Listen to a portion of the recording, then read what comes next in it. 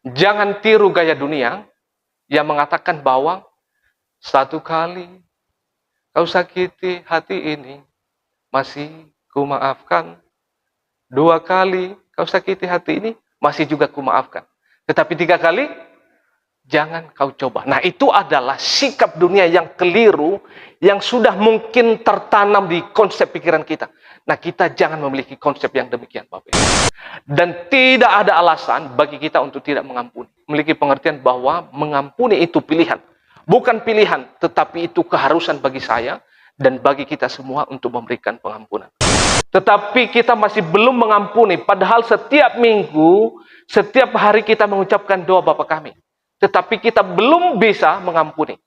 Itu dipertanyakan kekristenan kita seperti apa. Dipertanyakan pemahaman kita seperti apa, iman kita itu memahami tentang hal pengampunan. Siapapun dia di dunia ini, maupun dia tokoh agama, maupun juga dia public figure atau apapun profesinya, kita tidak heran kalau misalnya kita dengar mereka jatuh di dalam berbagai dosa. Karena apa? Kecenderungan hati manusia itu adalah berbuat dosa. Akibat daripada kejatuhan manusia dalam dosa itu, kecenderungan hatinya itu adalah ada egoisme. Dan bukan hanya itu juga, iri Bapak Ibu, cemburu. Tahu kepanjangan daripada SMS Bapak Ibu? Senang melihat orang susah, susah melihat orang senang. 3 sehari aja dosa yang kita perbuat, kalau kita kenakan baju putih dan ditempelkan itu warna hitam, misalnya dosa itu, sudah tidak kelihatan lagi Bapak Ibu. Putihnya, sudah hitam semua badan kita ini. Akibat karena dosa yang kita lakukan setiap hari. Itulah artinya Bapak Ibu. Tetapi oleh anugerah Allah, Allah mengampuni kita. Mengampuni saya dan kita semua oleh karena kasih-Nya yang begitu besar kepada kita. Maka dasar itulah mengapa kita harus mengampuni. Amin ya. Jadi Bapak Ibu yang dirahmati oleh Tuhan, satu pokok pikiran yang dikirim kepada saya pada pagi hari ini oleh Bapak Bestian, yaitu mengampuni. Untuk mendasari pembacaan firman atau merenungkan satu tema pokok pikiran ini, kita akan belajar satu firman Tuhan yang terambil dari Injil Matius pasal yang ke-18, ayat yang ke-21 sampai 35, tetapi kita singkat saja, kita baca ayatnya yang ke-21 sampai dengan 22. Di bawah satu perikop, Lembaga Alkitab Indonesia memberikan judul di sana adalah perumpamaan tentang pengampunan. Ayat yang ke-21 sampai 22 kita baca bersama-sama. 1, 2, 3, ya. Kemudian datanglah Petrus dan berkata kepada Yesus, Tuhan, sampai berapa kali aku harus mengampuni saudaraku jika ia berbuat dosa terhadap aku? Sampai 7 kali? Yesus berkata kepadanya, bukan, aku berkata kepadamu, bukan sampai 7 kali, melainkan sampai 70 kali 7 kali. Bapak Ibu yang dirahmati Tuhan, kita yang berbahagia yang telah membaca dan juga melakukan firman pada pagi hari ini. Nah Bapak Ibu, kita harus mengetahui dulu konteks daripada teks yang telah kita baca ini, di mana dalam konteks ini para murid datang berkumpul kepada Yesus dan berbicara, mempertanyakan beberapa hal, dan salah satunya adalah tentang poin pengampunan dalam teks yang telah kita baca ini. Nah Bapak Ibu, berbicara tentang pengampunan, kata pengampunan itu di dalam bahasa Yunani itu memakai kata apiemi, atau di dalam bahasa Inggris itu forgive. Nah, kita mengenalnya kata pengampunan ini yang secara umum adalah memaafkan, tetapi tidak terlalu mendalam. Kata mengampuni kalau ini hanya sekedar memaafkan, tetapi artinya di situ adalah membebaskan atau menghapuskan. Nah, itu yang perlu kita pahami di dalam kata pengampunan itu, bukan hanya sekedar memaafkan, tetapi itu adalah membebaskan, menghapuskan atau meninggalkan, tidak mengingatnya lagi. Nah, itu perlu kita pahami Bapak Ibu. Mengapa bisa muncul di dalam Alkitab, baik dari kitab Kejadian sampai Wahyu, di sepanjang kitab, topik pengampunan ini adalah satu topik yang sangat besar di dalam Alkitab. Nah, itu menjadi suatu pertanyaan bagi kita. Kenapa bisa muncul itu di dalam Alkitab? Kalau mungkin kita sering baca ya di dalam Alkitab. Mengapa bisa muncul satu topik ini? Dan itu adalah topik yang sangat besar. Nah, perlu kita mengetahui bahwa sejak Bapak leluhur kita Adam dan Hawa jatuh di dalam dosa, maka seluruh umat manusia kita semuanya menjadi berdosa, menjadi tercemar oleh dosa itu. Maka Mulai dari situlah manusia kecenderungan hatinya itu adalah berbuat dosa, berbuat kesalahan. Jadi mulai dari situlah muncul nanti tema yang besar ini tentang pengampunan. Nah Bapak Ibu yang oleh Tuhan, makanya kita tidak heran kalau misalnya kita lihat orang-orang yang misalnya adalah suka memberontak atau suka melawan. Ada di antara kita yang suka memberontak, suka melawan di tempat ini? Tapi saya percaya tidak ada ya. Amin ya. Amin. Cuman di depan ini kayaknya yang lebih semangat. Amin gitu ya. Tapi saya percaya kita semua itu ya tidak ada bibit-bibit yang memberontak, suka melawan, sama dalam pekerjaan yang kita tekuni gitu ya. Juga adalah akibat daripada kejatuhan manusia dalam dosa itu. Kecenderungan hatinya itu adalah ada egoisme. Dan bukan hanya itu juga, iri Bapak Ibu. Cemburu. Tahu kepanjangan daripada SMS Bapak Ibu?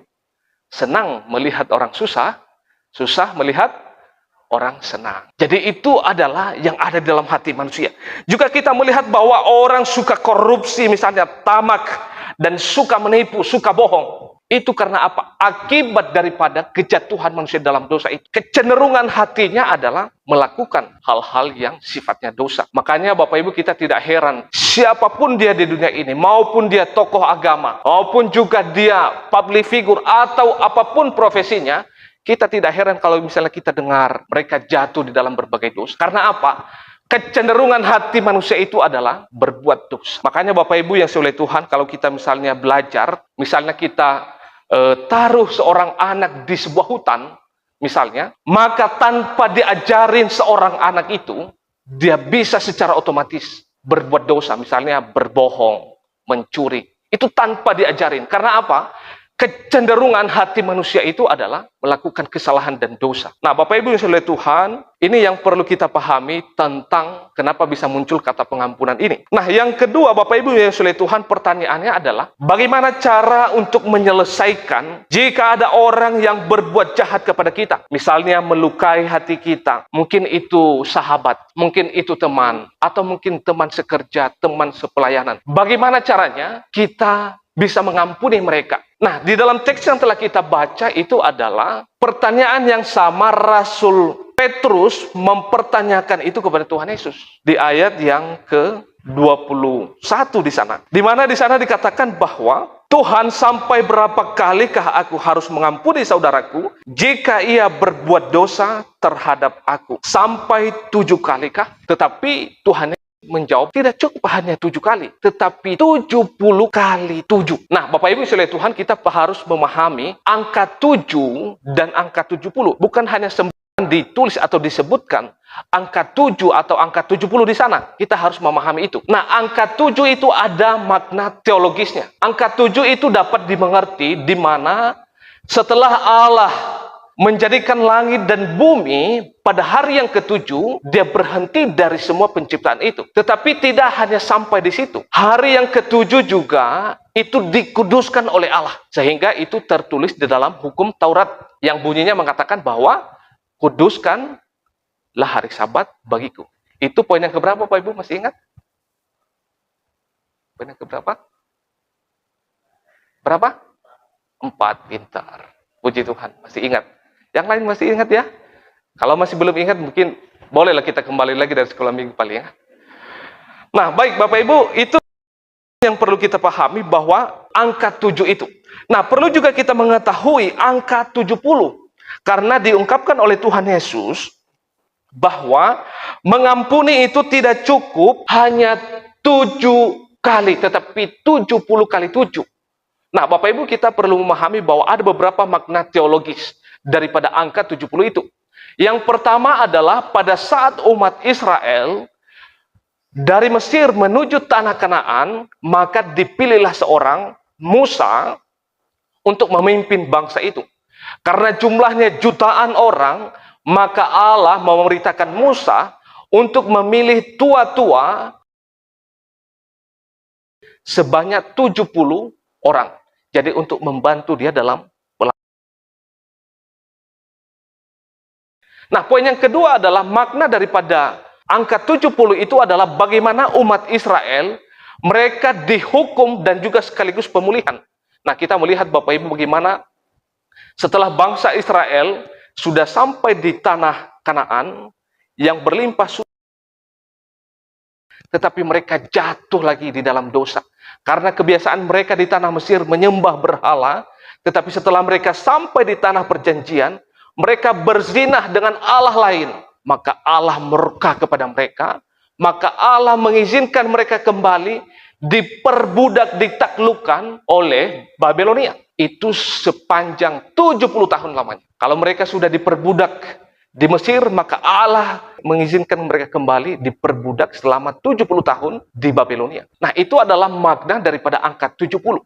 Tetapi kita juga dapat memaknai angka 70 itu adalah, yaitu di mana di dalam kitab Mazmur bahwa ini adalah masa produktif manusia. Di dalam Mazmur pasal 90 ayat yang ke-10 dikatakan bahwa batas umur produktif manusia itu adalah 70 sampai 80 tahun. Dan jika lebih daripada itu sudah bonus Bapak Ibu. Angka 70 juga dapat dimaknai, yaitu bagaimana Tuhan Yesus mengutus 70 para murid. Nah, Bapak Ibu yang soleh Tuhan, itu yang perlu kita maknai.